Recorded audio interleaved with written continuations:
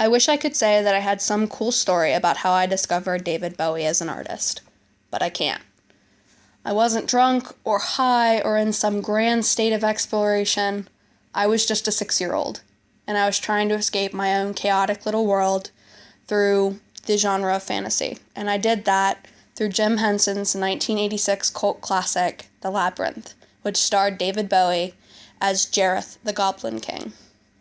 And I watched that movie 3 to 5 times a week, every other week for 3 years. And by my mother's memory, that's a very conservative estimate.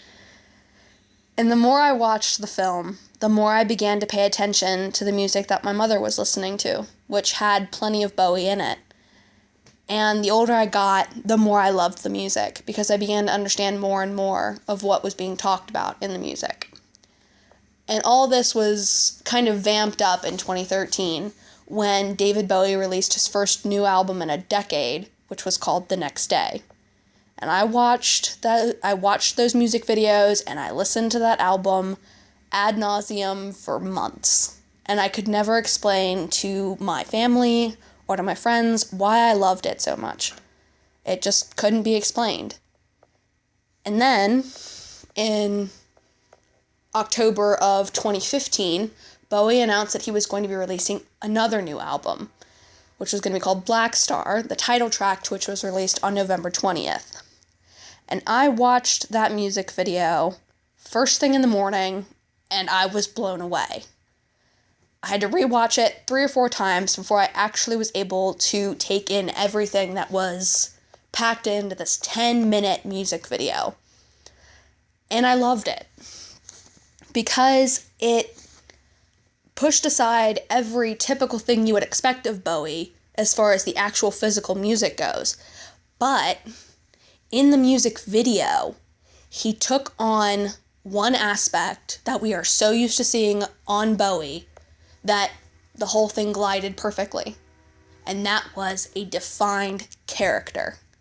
We see it in Ziggy Stardust, we see it in Aladdin Sane, we see it in The Thin White Duke. They are defined characters with a defined style.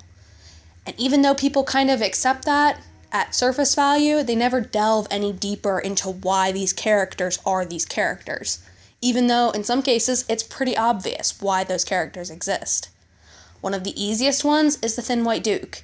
It's the physical manifestation of his cocaine abuse. Now, even though that's common knowledge, people don't talk about it because it's a negative. It's a negative connotation. You don't talk about a cocaine addiction like it's something good. The thing is that you also can't deny it. You can't look at a picture from the 70s of Bowie and go, oh wow, he looks healthy. No, you look at him and go, he's a skeleton. He looks sick. And everybody knows this, but no one wants to talk about it. Bowie has reached a stage in his art where he is considered almost a god, and you don't speak on poor terms about a rock and roll god. You just don't. It's, seen as heresy, or it's blasphemy, or you're being a hater, whatever. There's always something. You just don't talk about it. And the thing about Bowie is that he's so tendent towards using masks and using characters when he creates music, that there has to be more to it than just, this is Ziggy, and this is Aladdin, and this is the Duke, and these are the songs you connect to them, and that is that, and you don't go any further. There has to be more to it. An artist doesn't write music completely devoid of emotion. And with everything that Bowie has gone through between a crippling cocaine addiction, his brother being committed to an insane asylum, and then committing suicide, you can't write music, good music at least, and not have those things affect you when you write. So you can't take these characters at a face value, even though that's what everyone does. And the more I listen to his music, the more things I read, the more research I do, the more I want to look at that. And after watching the Black Star album tracked, and after listening to it and looking through every Tumblr blog and fan site that I could find, I was inspired because no one was talking about it, and I wanted to. So I wrote a poem. And here it is, The Man of Masks. When I was 6 years old, I spent my days playing with my toys and arguing that NSYNC could never beat the Backstreet Boys. And I thought I knew all I needed to know about the world of rock and roll, which in truth was nothing at all. But that all changed one day in early fall. Like a Valkyrie, he carried me, unknown and frighteningly beautiful, and yet he was quite suitable. Draped in outfits so flamboyant and bright, he led me on a journey of a girl's fight. The Goblin King was his guise as he flew me above the ground, so apropos a blonde wig with blue tips and makeup by the pound. This day I'll remember through the ages, when I first learned of rock and roll stages. The man of many faces, the one and only David Bowie.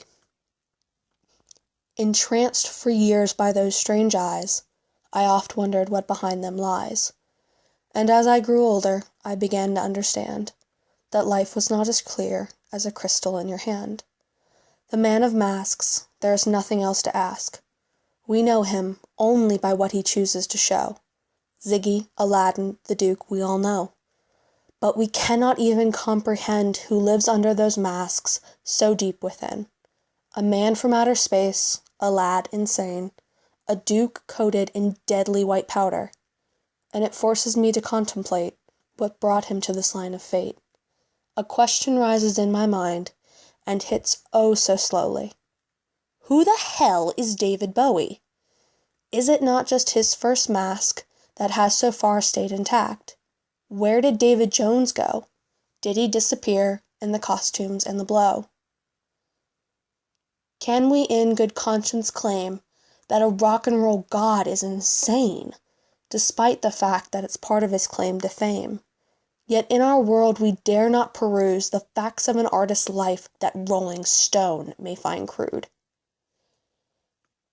But you cannot challenge sheer reality, and it is a true calamity that a man must hide his own insanity. And yet, perhaps things have changed. Almost 3 years ago, we all saw something strange. Taking us all in shock and awe, no one expected it, not at all. A new album and something strange, a Heroes cover with a redacted out, clean white stage. Prompting us all to wonder and think, what could this mean? After a decade of silence, words of loss, of war, and the past. All of us wondering if it would truly be the last. As I listen to this album, so raw in its tastes, I wonder, have we reached a time and a place where Bowie begins to pull the mask off his face? But in the weeks that have since passed, a new song with ties to the past. Major Tom, could it be? And is that Sarah in the Goblin City I see? A blind prophet, an eclipse of a star, an unknown god, another mask for Bowie to wear. A video so absolutely insane, more questions made than answers gained. For now, these questions remain unanswered, just fodder for the fan site banter. But in less than 2 months' time, there will be new songs to analyze the music and lines. For now, the Man of Masks is nowhere near done yet, and I don't think we can know the truth until he chooses to end the set.